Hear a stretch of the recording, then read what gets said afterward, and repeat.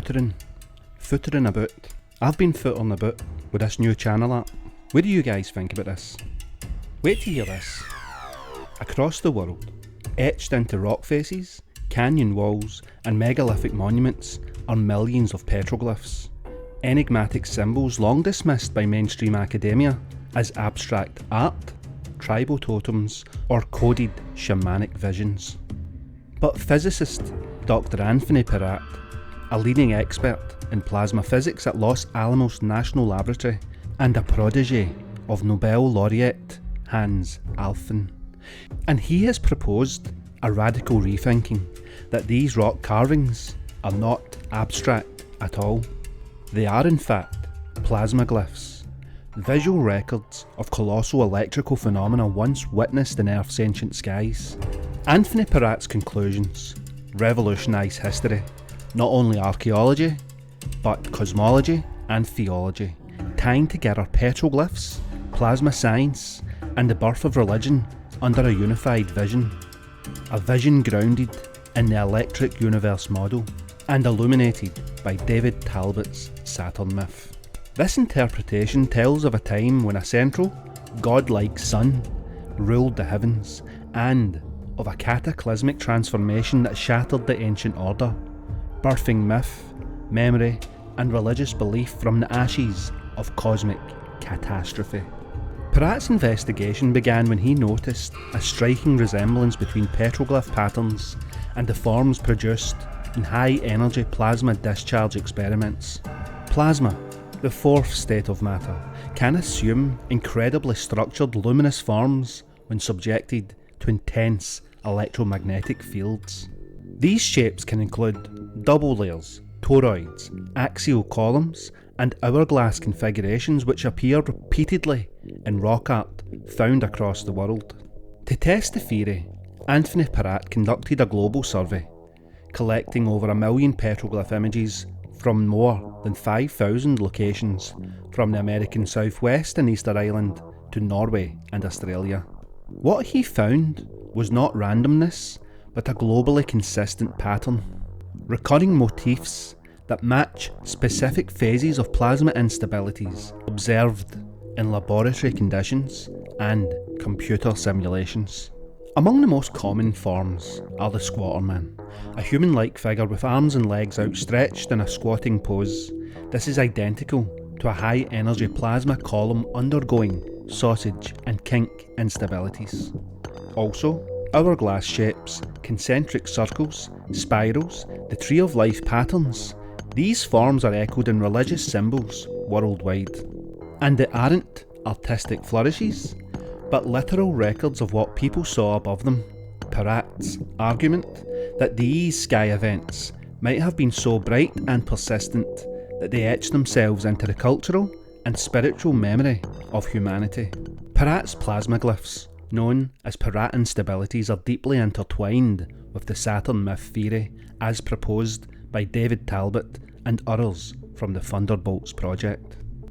According to this theory, Earth once existed in a radically different celestial configuration than the one that we see today.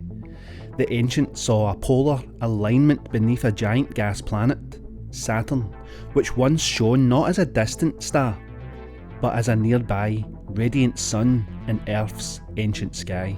In mythology and iconography across Egypt, Mesopotamia, Mesoamerica and beyond, this godlike object appears as the central sun, the Eye of Ra, the Black Sun, the Eye of Providence, or the winged sun disk.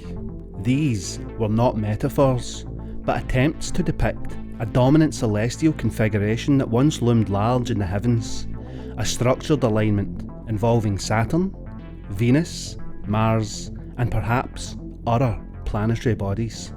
This stable era was remembered as the Golden Age, when gods lived among humans, time flowed differently, and abundance reigned.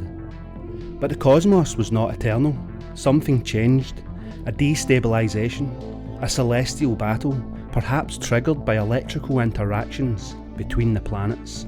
The result was a semi-nova-like outburst from the ancient sun, an electrical unravelling recorded both in myth and in stone. And it was this cataclysmic event that manifested as massive plasma displays, the very images carved as petroglyphs, plasmatic pillars reaching towards Earth, ringed suns, spirals, and bifurcating plasma columns, all viewed with awe and terror by the ancients of Earth. Anthony Peratt's plasmaglyphs are more than physical phenomena. They represent psycho-spiritual responses to planetary upheaval.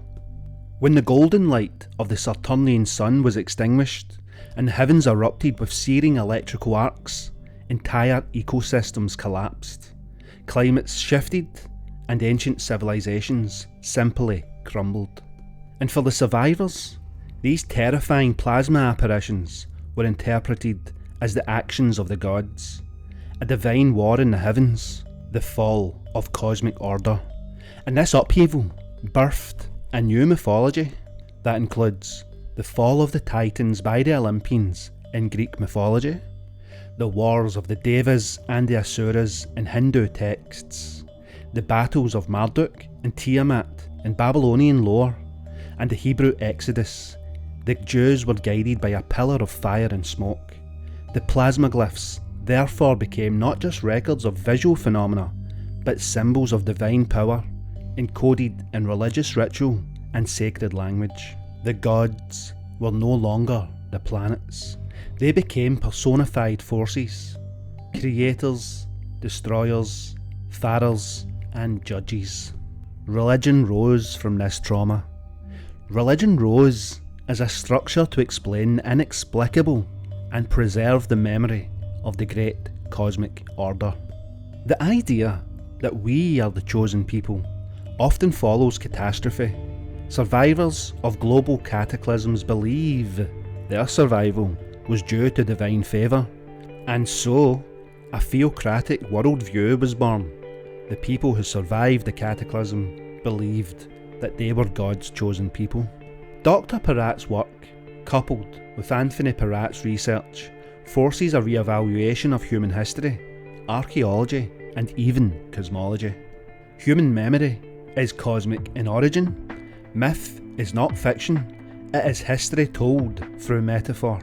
The electric universe model suggests that electricity plays a dominant role in cosmic formation, not just gravity alone. Cataclysm, not uniformitarianism, has shaped Earth's landscapes, Earth's myths, and Earth's civilizations.